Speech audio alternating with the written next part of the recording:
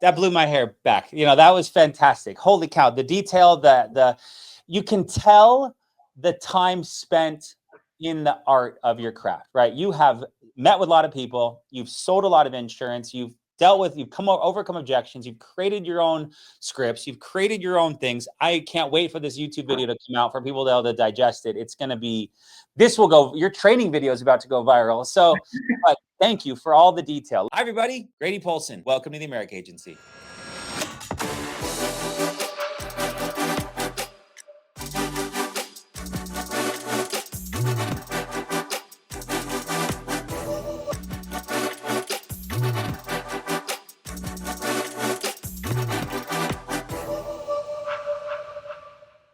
All right, hello, everybody. This is Grady Polson. Welcome to the America Agency. Today, we have on with us Miss Nicole Petrarca coming to us live and going to share with us how she has built her agency over the years. It got to $30,000 a month issue paid. And within months, it got to $200,000 issue paid because she decided to not care what other people thought. She decided to jump on a marketing trend that's happening, if not pioneering her own marketing trend.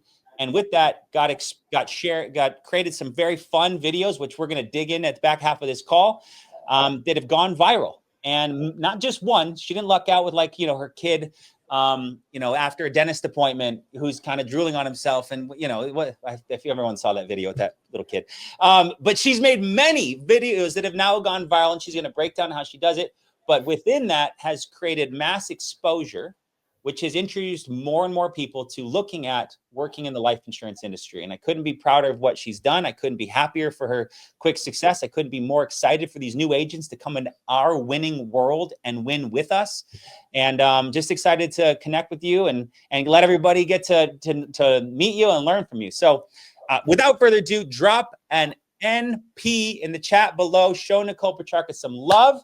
And then let's jump in. How are you doing, Nicole? Love if you jump in and kind of say hi and then tell us about you, your story, your background, etc. So yeah, I'm super excited. Well, thank you for having me on here. I am beyond excited to be here. So just a little bit about me. I was a bartender for about 12 years before I got into the life insurance industry. I was that girl who would annoy Marissa nonstop saying yeah, I'm going to do it. Yeah, I'm going to do it. Yeah, I'm going to do it. And then one day I finally was like, okay, she's been doing this for 2 years. Something has to be going good or she wouldn't still be doing this. So one day I was finally like, all right, I'm actually going to do this. And she was like, yeah, okay, sounds good. Pass your test and then give me a call, right? So finally I went in passed my test, reached out to her, let her know I passed my test. And then she was like, cool, brought me on. I've been here for almost 3 years now. I think 3 years will be September. But yeah, I was that person who watched for the longest time because I thought that there's no way that this type of money is being made because I was that person who my parents didn't make that kind of money. Nobody that I knew made that type of money. So I was like, it's just not possible. So when I finally took a chance on myself, I started off part-time 3 months in. I think I wrote my first $20,000 in the month. And I was like, I'm good. I'm quitting bartending. This is good. This is real. I'm in it to win it now. That's awesome. So 3 months in, it feels fun to break free, right? You identify as, I served tables for 10, 12 years. To make money for my wedding, I went and picked up serving shifts at Arizona Grand in order at the golf course to make extra money. It's all I knew how to do until someone goes, hey, there's this other world where you can do sales. And I was like, I'll go sell cars. I don't know, but insurance. So when you finally look in this world, you're like, this is pretty cool. Now you've got to learn some stuff. So, 3 months in, do you remember what leads you were running? Were you running in person? How did that all start? Yeah, so I started in person. I started off with final expense and it works for a lot of people, but just didn't work for my personality because I'm just very straightforward and don't do well with small talk. So I got moved to mortgage protection pretty quickly after trying that and did that for a really long time. I started off in home. And then that was kind of when things were really switching to telesales, which I was obviously happy about. And then started off telesales probably like right in that 3-month mark. And then just stuck to mortgage protection for almost 2.5 years, and now transferred over to doing all IULs. So did you come over in COVID?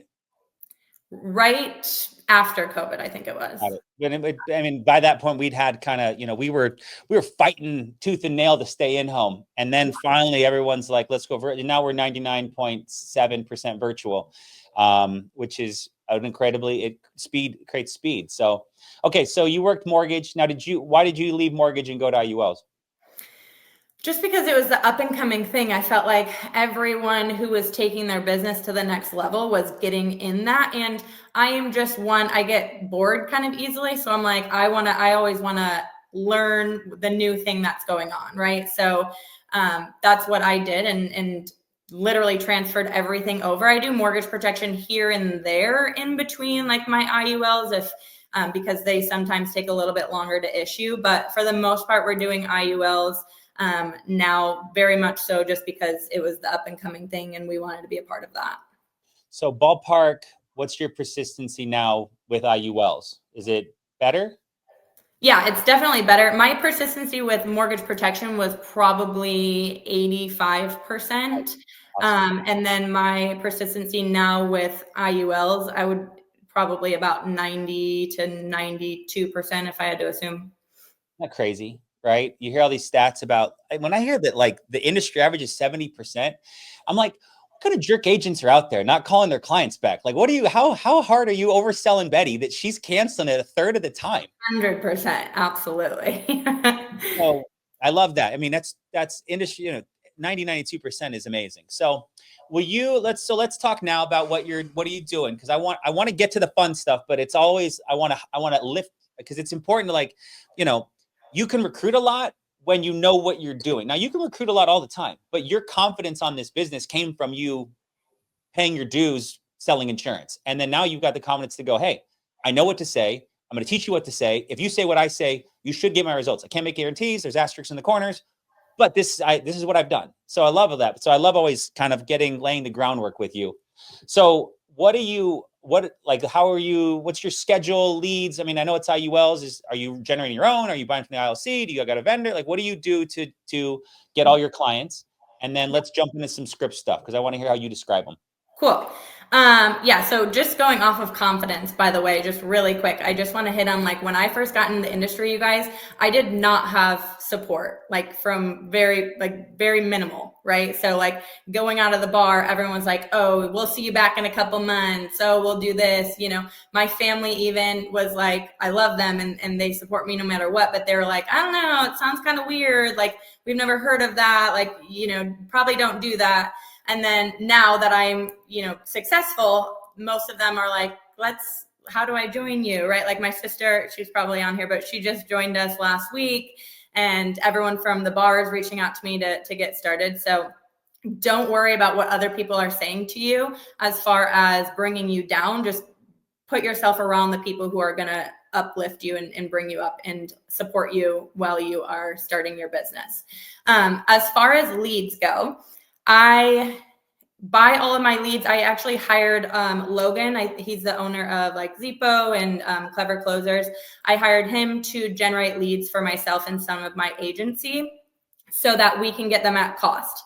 Agents who aren't really ready to do that yet are usually buying from like Agent CRM Center. The ILC are amazing. Everyone does so good on those leads when they're available. And I'm usually spending probably about $1,000 a week on leads. And usually in average with the leads that I'm buying from him or the ones that he's generating for me, usually average right around that $15 a mark per lead mark. So it's obviously great, right? Because I'm not spending extra money to buy them from a lead vendor. I'm just in charge of my own, which is great. So that's what I've been doing. But most of my agents starting out, they'll buy like the aged or the brand new IUL leads from ILC or Agent CRM Center. Cool. And what do you use? We'll get to that in the back end, but I was like, what do new agents need to have available to buy? before you bring them on? When I do the interview, I usually tell them anywhere from $500 to $1,000 a week on leads. Good. But then also let them know that my goal is to get them writing 20, 30, 40, 50,000 a month as quickly as possible. So Perfect. It's awesome. Okay. So basically all IUL leads now. Do you run them to a CRM? Do you run them to a drip? What do you run them to or are you just, they come into an Excel sheet and you're just hand calling them? What's your process for that to kind of get them cultivated? yeah, so I use LeadChamp Pro. So most of my appointments are actually text appointments. I don't do too much of dialing the phone anymore, which is great when you're trying to build an agency so that you can manage your time a lot better. And then in my off time, that's when I'll dial through any leads who haven't responded to me. So I usually just do the drip text through LeadChamp Pro. Isn't that crazy? It's insane. And it's AI, so I don't even have to respond to book it half the time. I'm like, this is great. Do you remember, like, I remember just sitting down and just, like just dialing till I'm sweating, just literally so much dialing to get myself to the position where I'd have 8 appointments on Tuesday, 8 appointments on Wednesday, and then I'd take off in my Dockers and my Polo and go drive around for 400 miles. That's fun. It's awesome. So I love that this is where we are today, and people can choose to embrace it, or they can choose to, be like your buddies back at the bar that are like, yeah, it may work for her, it's, not for me. And that's okay. It doesn't need to be for everybody, but that's okay. Okay. So I love that. You're generating leads, you're putting them to a CRM, you're working your appointments. Let's jump into what you say. So if it's a pre-booked appointment or you're maybe when you're dialing, like, how are you taking control? How are you clearing the calendar? How are you asserting, yourself as the person that's going to take over, just kind of from the beginning? Always love this part. Okay. I'll go into a little bit of my script. So I always just start off the call with, Grady. Hey, Grady, this is Nicole. I'm getting back to you about the information that you requested on social media a few days ago about the IUL. That's the Index Universal Life Insurance Policy. This is the product that builds cash accumulation. You can be your own bank and helps you create a tax-free retirement savings. How are you doing today? And they usually say they're doing good. And then I verify all the information that I have on them. So you put your date of birth as whatever it is, you came from an email address of blank. And then if there's a goal on there, I'll verify their goal with them. You put your goal here as blank, right? Then I go right into the basic points of an IUL because I don't want anyone confused about what it is. So my script is very self-explanatory, very easy. I always say confused people don't buy. So the next part of my script is just saying, hey, there's 3 basic points to an IUL. You're going to have the death benefit. This is if suddenly you pass away. This is what would be transferred to your loved ones. That means they'll receive a check instead of a bill. The living benefit, so if you were to become critically ill, terminally ill, or disabled, you would have access to money while living. And then the cash accumulation. This part is compounding interest, which means the more you put into it and the longer you keep it in, the faster and more that cash accumulation grows. And it has tax-free growth, tax-free access, and then no market loss. So you can earn money, but don't have the risk of losing any money.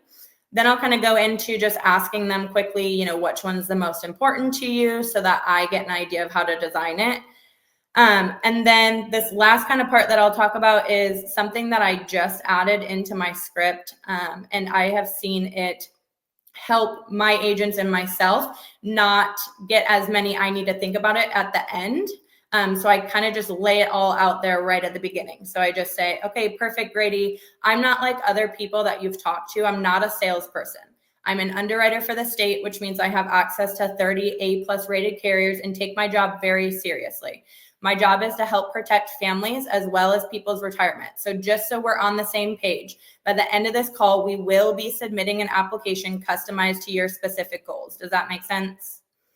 And then right then and there, like goosebumps. I'm like, that was so, sorry, keep going, but that was so good. Yeah, I know right then and there, then if they're serious or if I'm going to be wasting my time. And if they give me any hesitation, I ask like a couple more questions to see if it's something that they're serious about or not. And if not, I just say, hey, give me a call when this is more important to you, and I move on to the next. Got it. So, what will they usually like, what's a bad response then? Like, what will someone say? And then what's a good response? Yeah. So sometimes you get like, oh, I was just looking at information for this. I'm not really ready to do anything. And that's fine, right? So if they really want more information, I might go a little bit more in depth with it, but I'm not going to be doing an illustration and all the things, because that's just a waste of my time and their time, really. I can be helping somebody else who is ready and serious about getting started. So Okay. And then a good response is, what was that? And then a good response is, yeah, I say, hey, is this something that's still important to you? Or I actually say, I don't want to waste your time or mine. Is this something that's still important for you to put into place as soon as possible? If they still give me hesitation, I just say, hey, I do have back-to-back appointments to get on, so you're more than welcome to give me a call in the future when this becomes more important to you. Awesome. Yeah, I don't really, especially with IULs, I've just seen like either they want it or they don't want it. So I don't really try and convince anyone to get it when it comes to IULs, because they're either serious about it or not. And there's really nothing you can do, especially with it being such a long-term thing, to move forward. So that's kind of how I go about it. Amen. So you got them bought in, then you're going to go, how do you, a couple, like anything you do from a medical financial question that's kind of unique to you. And then anything you do in the app to build rapport. And then anything like, how are you getting the budget? Like those would be a couple, like 3 kind of bucket questions that I think everyone would enjoy hearing from you. Yeah. So when I'm asking for medical, one thing I do say at the beginning when asking for medical is I just say, hey, the insurance carrier can and will see everything in your medical questions from the last 10 years to determine your eligibility. And I let them know it's basically me and you against the insurance company. So the more you disclose with me about your history, the better the chances are we can get you approved for something like this. I threw that in there very much so because I found a lot of people kind of weren't honest about it because they thought they would be disqualified for it. So when I added that in there, it showed them, hey, like we still can get you something, but you have to be honest. One thing I do say when I ask for height and weight, which usually they laugh really hard about, I always say, hey, how tall are you? And then how much do you weigh on a good day? And they're always like, oh, on a good day. Well, I'm like, okay, so they get a little kick out of that. And then when I'm going through like expenses and stuff, when I get to, so after I go through all the medical questions, I kind of figure out the why. So if the death benefit is the most important, I'm hitting on, them painting a picture of what it would look like if they didn't have something like this in place. If the cash value is super important, I ask them, what would your retirement look like if you didn't have something like this in place? And then I always ask them, especially if it's for retirement, if they're willing to sacrifice more now so that they can live a better life for retirement. And then as far as contribution amount, I always let them know most people will contribute into the plan anywhere from 10% ish or more of their monthly income. And then let them know for you, it would be so much, if at the beginning as well, when I'm getting their finances, I always ask them, how much do you have left over a month? So obviously if they're saving $500 a month, but their contribution amount for 10% would be $500 a month, I'm never going over more than 50% of what they are saving, putting into their savings account every month. And then I ask them, really what would be a very comfortable amount that you would be, comfortable contributing to this every month for a long period. And then they let me know that. As far as, when I get to the the application, I'm just really going through it with them. I ask them a couple different questions that they kind of get a kick out of it when I'm doing like the social. So whenever I'm asking for the social security number, I'm always asking, hey, next thing they're going to do is do a medical check on you. They just want to make sure you're not 5,000 pounds or attached to a hospital bed, anything crazy like that. Go ahead and verify your social with me. And they usually get a little kick out of that as well. Got it. This is so good. So, me and you against the insurance carrier is such an empowering line that they feel like they've got an advocate now versus they've got someone who is against them, right? I'm on your side. Like I work for them, but I work for you more because I want you to get covered. I want you to protect your family. Okay. So how are we closing it up? What are we saying to solidify the appointment? What are we saying to make sure they're not talking to anyone else? What are we saying to build ourselves up as their broker for life? So at the end of the script, I'll kind of let them know what the process is going to be, right? So I'll let them know, I'll cement the sale saying, hey, I'm going to be your agent for life. I don't know if that's a good thing or a bad thing, but you're kind of stuck with me. So just look at me as a part of your family now. save my number so that if you have any questions, need to make any changes, I'm your go-to girl. You know, I'm here to help you and your family with any life insurance needs that you guys have. And then I will actually send them like a little receipt when we get off the phone, just saying like, hey, this is Nicole, your insurance agent for life. This is the company we put the application in for. This is the coverage amount. This is the monthly payment, so on and so forth.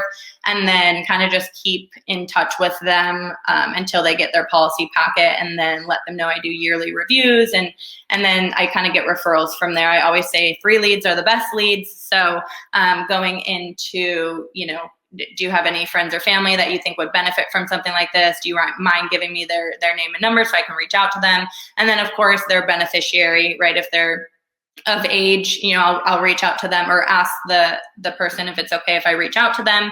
And then reach out to them, just let them know I helped their family member, whoever it is, and see if they have anything in place, and then try and get a referral sale as well. I love it. Awesome. Well, Nicole, that blew my hair back. You know, that was fantastic. Holy cow. The detail, you can tell the time spent in the art of your craft, right? You have met with a lot of people. You've sold a lot of insurance. You've overcome objections. You've created your own scripts. You've created your own things. I can't wait for this YouTube video to come out for people to be able to digest it. It's going to be, your training video is about to go viral. So thank you for all the detail.